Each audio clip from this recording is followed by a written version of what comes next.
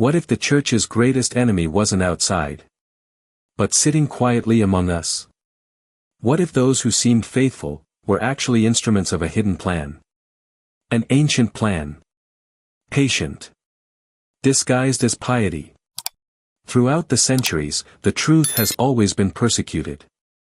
But what if, this time, the threat did not come with shouts from outside, but with whispers from within? Has the Seventh-day Adventist Church already been infiltrated? Who are those who operate behind the curtains of faith? And what would Ellen White have to say about this? The prophetic importance of the SDA Church. The Seventh-day Adventist Church is not just another Christian denomination on the world stage. It was raised up by God to fulfill a unique and crucial role in the divine plan for the last days. Its emergence in the context of the late 19th century was not the result of chance or mere historical circumstances, but the fulfillment of biblical prophecies unfolding before the eyes of humanity. The prophetic calling of the SDA Church is deeply rooted in the angelic messages of Revelation 14, which command the proclamation of an urgent warning to the whole world. These messages call on people to worship the Creator, reject the mark of the beast, and prepare for the imminent return of Jesus Christ. This mission is not only a duty but a sacred privilege entrusted by God to a chosen people to be a light in the midst of darkness. Ellen G. White, one of the pioneers and prophetesses of the Church, clearly stated that God has a distinct people on earth, a church that is not confused with the world or with popular churches. She recognized the SDA Church as the faithful remnant, the group that keeps the divine commandments and maintains genuine faith in Jesus. This remnant identity is not based on human superiority or self-merit, but on faithfulness to a sacred calling and the preservation of revealed truth. This prophetic condition imposes an immense spiritual responsibility. The Church is not called to be a symbol of prestige or earthly power, but to be an instrument of God, dedicated to the mission of saving souls and proclaiming the truth in its purity.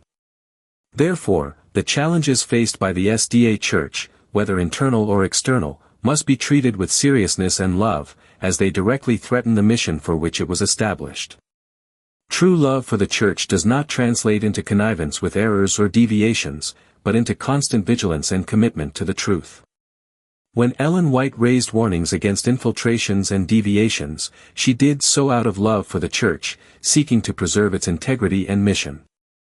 Therefore, given the prophetic importance of the SDA Church, any sign of distortion or alteration of its doctrine must be observed with attention. If the enemy knows the importance of this people in the divine plan, he will not hesitate to use the most subtle means to divert their mission and weaken their spiritual strength. Ellen White's warnings about infiltrations. From the early days of the Adventist Church, Ellen White raised powerful warnings about the danger of infiltrations that could threaten the purity of the message and the integrity of God's people. She did not hide the fact that, in the midst of God's great work, evil and deceitful men would try to sneak in, seeking to divert the Church from the truth. She wrote emphatically, "Wicked and deceitful men will infiltrate the people, disguised as ministers of righteousness. Satan will use influential men to pervert the principles of truth and lead the people astray." This infiltration, as she described it, would not necessarily happen with visible noise and scandal, but with cunning and subtlety, working from within to weaken faith and shake the foundations of the Church. Another fundamental concept that Ellen White highlighted was that of the shaking, a difficult period in which the Church would undergo intense trials, revealing who remains faithful to the truth and who strays from it. This purification, though painful, is necessary for the remnant people to remain pure and ready for their meeting with Christ. She also warned leaders and teachers that, attracted by worldly philosophies or the desire to please everyone, they would abandon biblical principles and the original message of the Church. These, she said, could lead many astray, promoting diluted doctrines and positions that contradict the holy character of God. These warnings are not mere speculations from the past, but living warnings that continue to resonate in the present. Recognizing this reality is an act of love, a commitment to the mission of the Church and to faithfulness to the Word of God. Signs of infiltration in the present. Today, many believers have noticed troubling changes within the Seventh-day Adventist Church.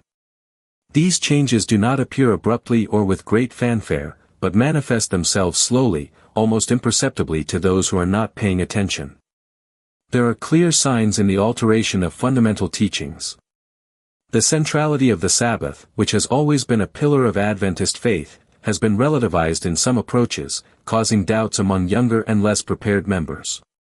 Silence in the face of biblical prophecies, which were once emphasized with emphasis and courage, now gives way to milder and more conciliatory messages that avoid confronting the world.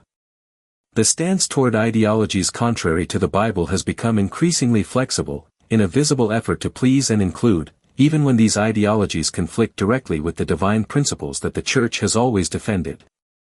Public events, official statements, and leadership decisions that surprise and concern conservative believers have also multiplied. This is not about pointing fingers or promoting divisions, but about observing facts and words that reflect a change in spiritual and doctrinal direction. It is important to remember that these changes are not the result of a single isolated factor, but indicative of a larger process, which may be linked to the infiltration that Ellen White warned about. The danger lies in losing the essence of the message, opening doors to external influences that seek to divert the Church from the path of truth. The difference between the visible organization and the faithful people. It is essential to understand that the Seventh-day Adventist Church, as a visible organization, is subject to human failings, controversial decisions, and even temporary deviations. However, this does not mean that God's faithful people disappear. The Bible is clear in showing that even in times of apostasy and confusion, God preserves a faithful remnant, a group that maintains the integrity of the faith and is not deceived by false doctrines. In Revelation 12 verse 17, we read, "Then the dragon was enraged at the woman and went off to make war against the rest of her offspring, those who keep God's commands and hold fast to the testimony of Jesus."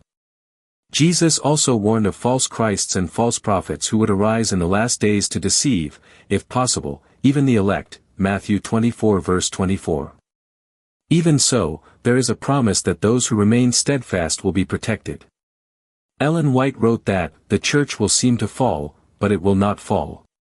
This promise assures us that despite struggles and difficult times, God's true people will be preserved and purified, not destroyed. Therefore, it is important for believers to understand that faithfulness does not depend on the perfection of the institution, but on personal dedication, vigilance, and commitment to the Word of God. The role of the faithful in the face of all this. In the face of these challenges, the role of each believer becomes essential. It is not a matter of abandoning the faith or the Church, but of cultivating constant vigilance and an unwavering commitment to the mission that God has entrusted to His people.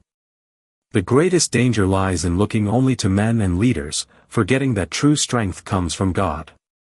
The Church is made up of people, but it is the Lord who sustains it. It is time to intensify prayer, deep study of the Bible and prophecies, seeking discernment and clarity so as not to be deceived. Every Christian is called to be a guardian of the truth, standing firm even when the voices around them seem to weaken their faith. The true Church is being purified, and this purification is sometimes painful, but necessary for the light to shine more brightly. The faithful cannot settle for difficulties. It takes courage to face spiritual storms, knowing that victory belongs to those who remain steadfast until the end. The infiltration may have already begun, silent, discreet, but powerful. However, faithfulness is also steadfast, resisting attacks and remaining unshaken. Given this scenario, the choice is clear: will you be just another face in the crowd, swept along by change, or will you be among those who remain standing when everything else collapses? The call is to remain vigilant, faithful, and committed to the divine mission, even when circumstances seem to conspire against the truth. We recall the words of Revelation 3 verse 11. "Behold, I am coming soon, hold fast what you have, so that no one may take your crown."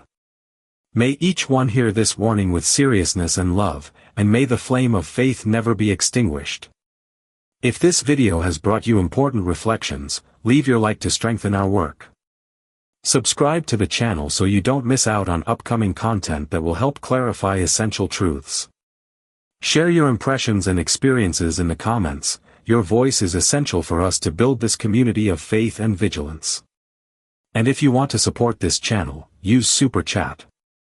Your collaboration makes all the difference in continuing to alert and strengthen God's people.